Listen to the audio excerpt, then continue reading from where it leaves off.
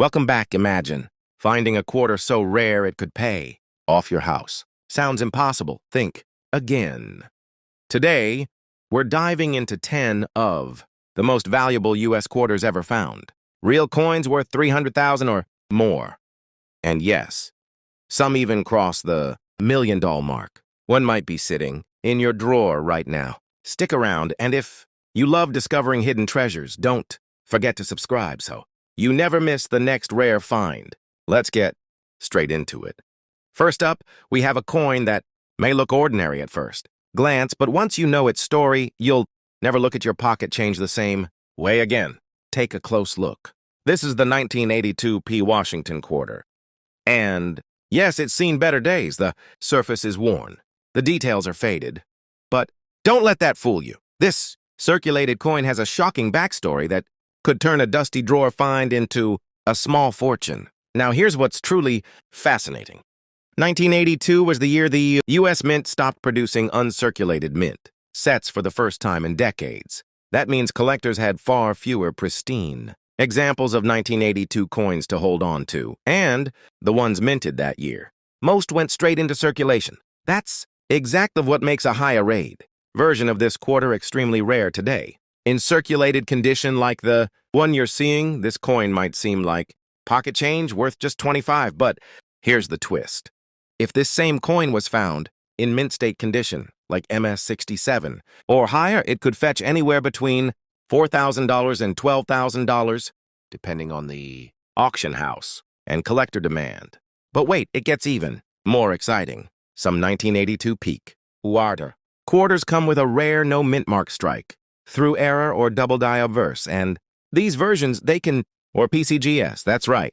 A single overlooked error could mean the difference between spare change and a life-changing payout. Now, imagine digging through an old jar or coin roll and finding one in that condition. That's not just luck. That's a once-in-a-lifetime jackpot. So, next time you find a 1982 P quarter, especially one with a Philadelphia mint mark or a minting anomaly, don't toss it away. Flip it, study it. You might be holding a coin that collectors would fight over. And remember, this is just the beginning. Call to action. If you enjoyed this, stay with us till the end for even more incredible finds. And make sure to subscribe so you never miss the next rare coin that could he hidden in vor home jaw-dropping series of American treasures. We've got something that might seem like just another coin at first glance, but wait until you hear what could be hiding behind this seemingly ordinary face. This is the 1982 P. Washington quarter, and it's far more than a simple pocket change find. You might be holding a potential gold mine without even realizing it. Take a good look at this worn piece of American Huarta history. The date 1982 is clearly visible, but so are the decades of wear that have softened nearly every detail on. Welcome back to where a single coin from your pocket change could secretly be worth more than a luxury car or even a beautiful house. Today we're diving into Washington quarters that look like they've been through war, rusted, pitted, covered in patina.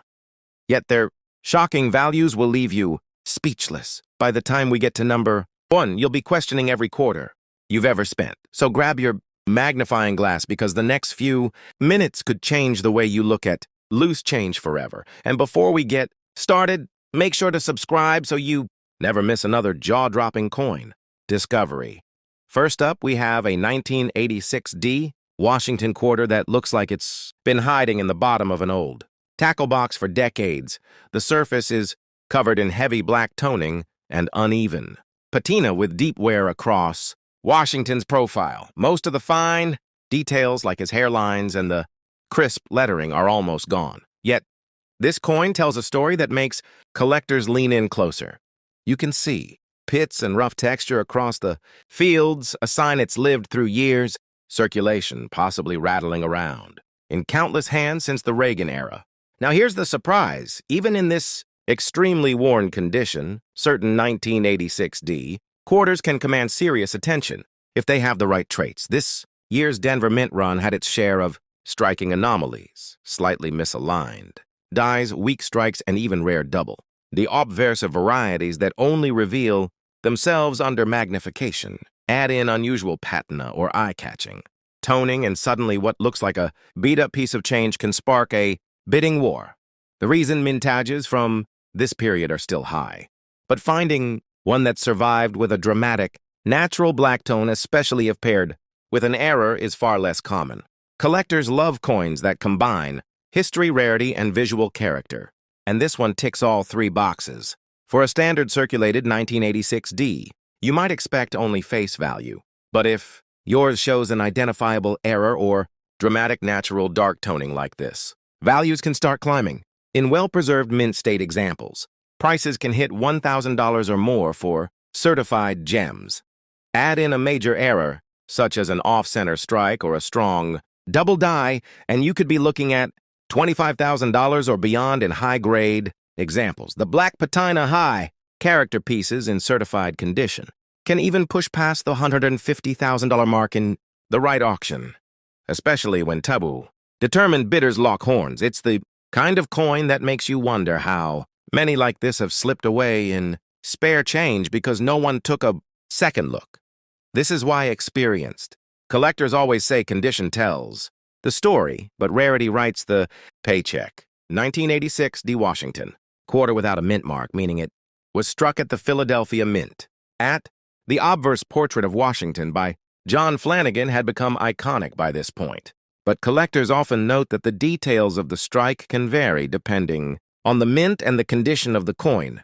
Some 1974D quarters exhibit weak strikes where the details in Washington's hair or the eagle on the reverse appear slightly flat or less defined, while others show sharp, strong details when graded by professional services coins in mint state condition, especially those with high levels of luster, and minimal marks can command collector premiums. Another fascinating part of the story is the role that quarters played in everyday American life in 1974. Remember, this was the era before credit cards and digital payments became widespread. Coins were the lifeblood of the economy. People used them constantly for parking meters, vending machines, laundromats, telephones, arcades, and more. The 1974D quarter was not just a coin sitting in a drawer. It was in motion every day, part of the fabric of ordinary life. When discussing rarity, it is important to understand that the majority of 1974D quarters are considered common. However, condition is everything while circulated. Coins generally carry only face value. Uncirculated coins, especially those graded mint state 65 or higher by PCGS or NGC, are worth more to collectors. Certain varieties and errors also add excitement. For example, if a 1974D quarter has a striking error, such as an off-center strike, a double die, obverse or reverse, or a clipped planche, it can be significantly more valuable. Collectors are always on the lookout for such unique pieces. The larger historical context of 1974 also adds depth to this coin's story in politics. President Richard Nixon resigned from office in August 1974 following the Watergate scandal. It was a year of political turmoil and transition. Gerald Ford assumed the presidency, bringing a new chapter to American leadership. Culturally, the mid-1970s were a time of shifting trends. With the decline of the counterculture movement of the 1960s and the rise of disco music, television was dominated by shows like All in the Family and Happy Days, and in the background, millions of transactions were being made with coins like the 1974D Washington quarter. From a numismatic perspective, the 1974D quarter also reminds us of how the minting process was evolving by this time.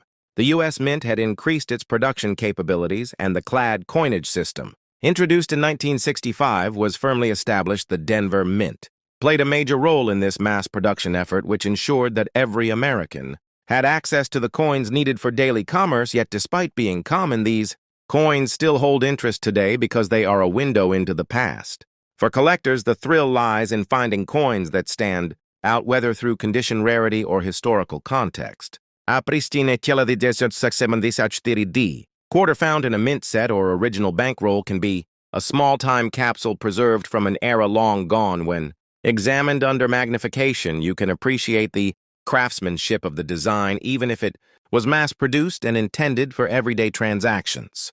When we look at the broader journey of the Washington quarter, we see that the 1974D issue was part of the final years before the bicentennial redesign in 1976, when quarters featured the special drummer. Boy reverse design celebrating the 200th anniversary of American independence. This makes the 1974 D quarter part of the last few years of the traditional eagle reverse, before a temporary but historic change occurred after the bicentennial issues. The eagle returned until the 1999 state quarters program revolutionized the look of the quarter entirely. So in many ways, the 1974 D Washington quarter represents a bridge.